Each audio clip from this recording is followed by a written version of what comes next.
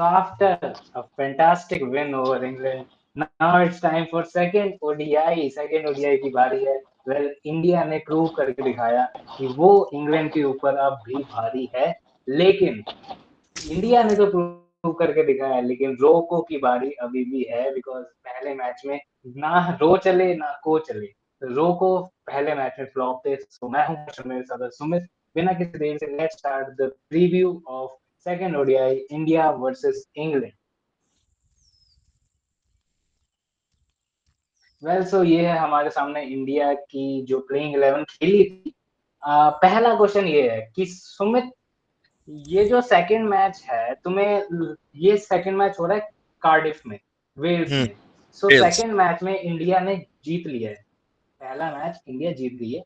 तो तुम्हें लगता है सेकंड मैच में कुछ चेंजेस होंगे? बिकॉज शुभमन गिल ने अपने प्रेस कॉन्फ्रेंस में बोला है कि हम कॉम्बिनेशंस को देख सकते हैं और ऊपर नीचे कर सकते हैं. इसका मतलब क्या पता एक दो सीनियर प्लेयर आगे पीछे हो जाएं और कोई यंगस्टर मतलब ईशान किशन तो क्या पता खिला दे. तो तुम्हें लगता है कुछ चेंजेस होंगे या फिर India will go with the same team? Personally Harsh, अगर मैं बात करूं, देखो कल का जो मुकाबला हुआ था उसमें उसको देखने के बाद देखो विराट कोहली और रोहित शर्मा फेल हुए, पर मुझे ऐसा लगता नहीं है कि यार कुछ चेंजेस दिखेंगे. हाँ, या तो थर्ड ओडीआई में कुछ ना कुछ कॉम्बिनेशन खिला सकते हैं अगर सेकंड वाला जीत जाते हैं तो, क्योंकि उससे एक एडवांटेज होगा. इनके पास एक अच्छा एडवांटेज होगा कि जब सेकंड जीत गए ना तो आपके पास सीरीज आपके हाथ में आ गई. अब आपको कोई फिक्र नहीं है, तो तीसरे ओडिया में हमें मिल सकता है कि कोई ना कोई अगर थोड़ा सा कॉम्बिनेशन किया कि यार चलो बुमराह को ड्रॉप कर दो या फिर प्रसिद्ध कृष्णा को ड्रॉप कर दो या किसी को ले आओ, अर्शदीप को ले आओ, अभी तक नहीं खेले हैं. मुझे नहीं लगता सेम टीम के साथ ही जाएंगे, क्योंकि मोमेंटम अभी इंडिया के पास अच्छा खासा है.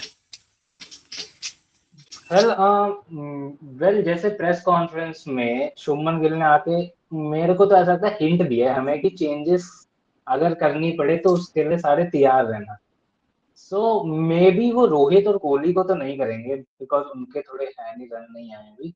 बट मे बी वो केएल राहुल को फिर भी कुछ कर सकते हैं बिकॉज ईशान किशन को मौका दे सकते हैं वो.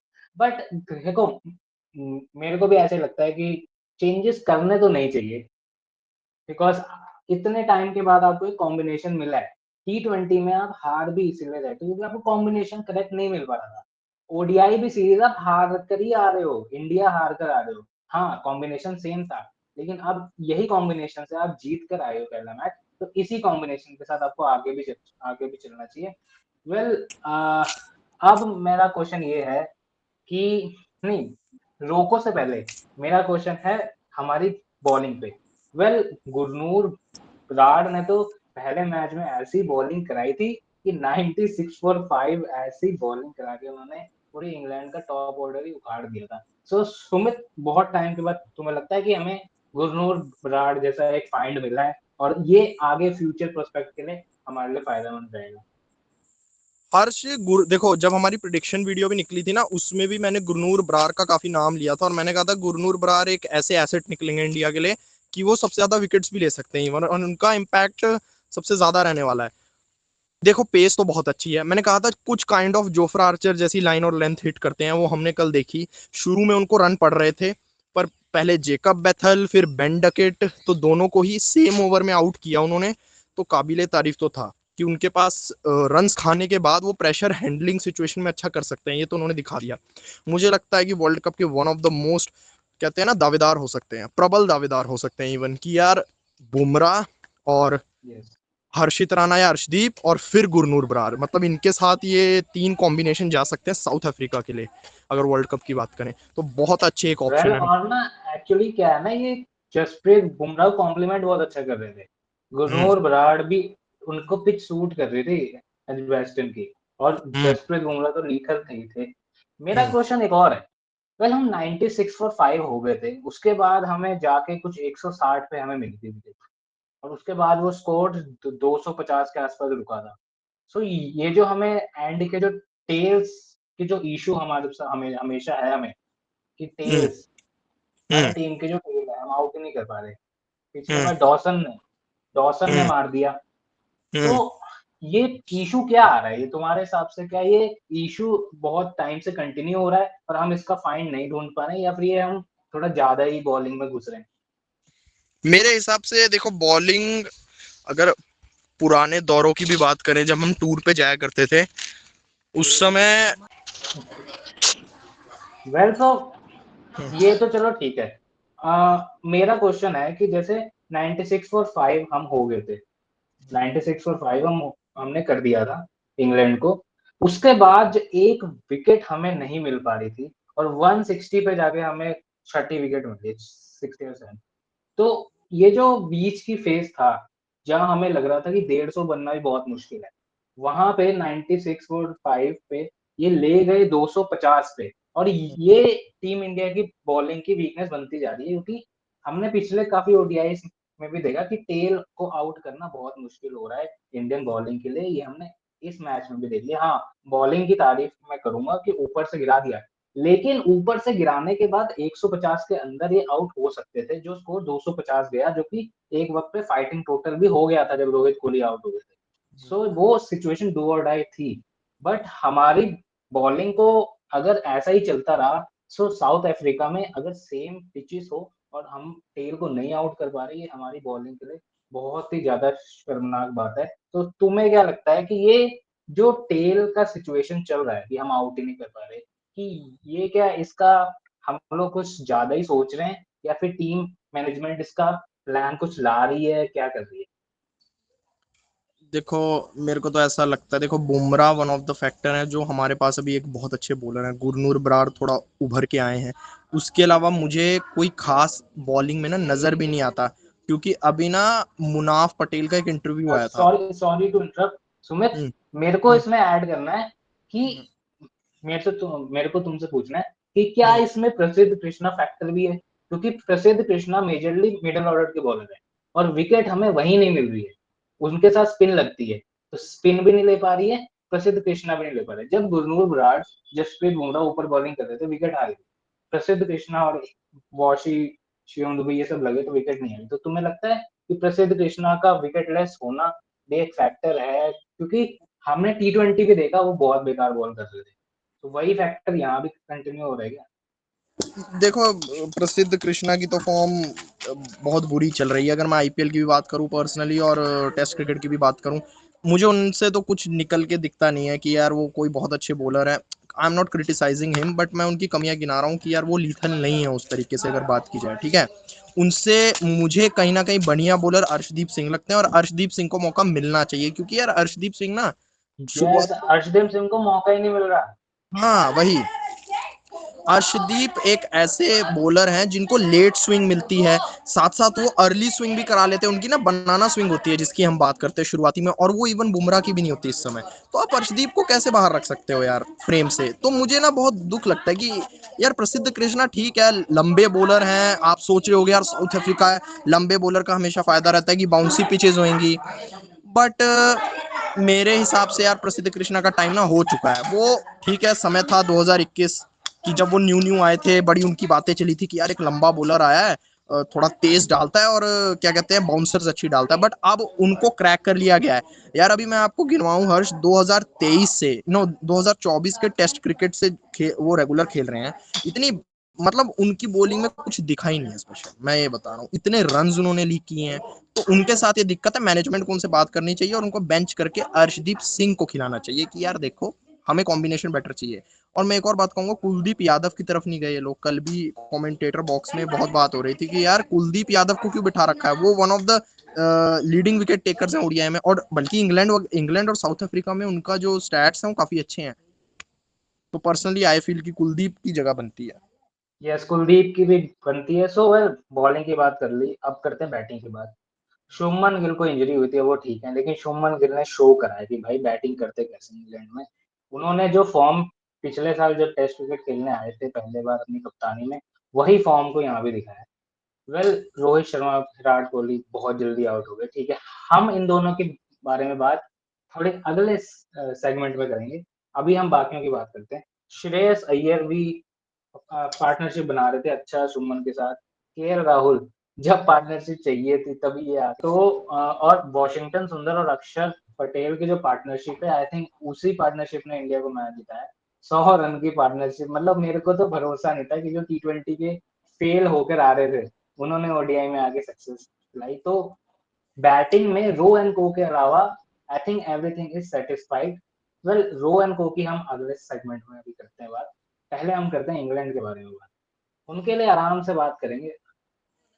वेल, इंग्लैंड की प्लेइंग 11 जो थी, Jacob Bethel, Ben Duckett. Start बहुत अच्छी दी थी भाई, 60 पे 0 थे, 60 पे एक भी विकेट नहीं गिरी थी इनकी। उसके बाद से 30 रन के अंदर इनकी 5 विकेट गिरी है। Harry Brook, Jos Buttler, Ben Duckett, Jacob Bethell, ये लोग आउट होते हैं ऐसे। उसके बाद जो रूट और लियाम डॉसन, इन दोनों ने पार्टनरशिप, और सैम करन, इन्होंने पार्टनरशिप क्रिएट करी। उसके बावजूद जाके इन्होंने कुछ कर पाए। वेल, मेरा तुमसे पूछना है कि जो रूट जो फॉर्म में चल रहे हैं, तो क्या हम ये जो रूट का पीक 2.0 हम लोग ओडीआई में देख रहे हैं क्या? देखो हर्ष, हमने ना प्रिडिक्शन वीडियो में मैंने और आपने दोनों ने बात करी थी पहले भी कि जो रूट एक ऐसे बैट्समैन है कि इतने समय से, जब हमने कहा था कि कौन इस बार इंग्लैंड की तरफ से मोस्ट रन स्कोर करने वाला है, तो मेरा पिक जो रूट था, आपका भी पिक कहीं ना कहीं जो रूट था, पर साथ में आपने जॉस बटलर भी चुने थे क्योंकि एक्सपीरियंस हमेशा काम आता है, इतना टाइम से खेल रहे हैं। कल कोलैप्स हुई बैटिंग इनकी और आखिरी में इनका साथ, जो रूट का साथ दिया लियम डॉसन ने। देखो जो रूट एक ऐसे एक्सपीरियंस प्लेयर है कि वो ना इंग्लैंड के विराट कोहली हैं, ठीक है, वो इंग्लैंड के लिए विराट कोहली नंबर 3 पे आते हैं, गेम को चलाते हैं। तो ओडीआई में जो रूट पक्का देख, जो अभी फर्स्ट ओडीआई बीता, ये तो मेरे ख्याल एक झलकी थी, सेकंड और थर्ड में भी वो ऐसा ही कुछ करेंगे, 70-75 का स्कोर रहेगा, शतक मारे ना मारे आई डोंट, मुझे नहीं लगता कि इतना लंबा खींचेंगे, बट 70-75 आपको दिखेंगे। नीचे लियम डॉसन आए, देखो उनकी बैटिंग कोलैप्स हुई बहुत बुरी तरीके से, बल्कि इतनी अच्छी बैटिंग लाइनअप, आपके पास जेकब बैथल थे, आपके पास बेन डकेट थे, उसके बाद अगर जाओगे जो रूट थे, जॉस बटलर, हैरी ब्रुक, अपना विल जैक, सैम करन, मतलब यार ऐसी, मैं कहूं, अगर आपकी बैटिंग लाइनअप है और उसके बावजूद भी आप रन नहीं बना पा रहे, तो मुझे लगता है प्रेशर एब्जॉर्प्शन स्किल अभी इनके पास नहीं है, ये वो पुरानी इंग्लैंड दिख ही नहीं रही है। जब 2018 में तभी ये वर्ल्ड कप जीते थे ना, क्योंकि वहां पर Morgan, Ben Stokes, Jonny Bairstow, Jason Roy जैसे प्लेयर्स थे। अभी इंग्लैंड के पास वो कोर स्टेबिलिटी है ही नहीं। सिर्फ इनके पास कौन है, नाम के हैरी ब्रुक हैं, थोड़ा बहुत अपना जॉस बटलर और जो रूट, और कोई नहीं है, मतलब आपका वेल, सात या। सुमित, मेरा एक और क्वेश्चन है तुमसे कि इन्होंने टॉस जीतते पहले ओडीआई में बैटिंग का फैसला करा, जो कि अगर नोटिस करो तो इनके अगेंस्ट ही गया था। अगर तुम एक चीज नोटिस करो तो एजबैस्टन की विकेट होती है बैटिंग फ्रेंडली, हम्म। समझ में आता है।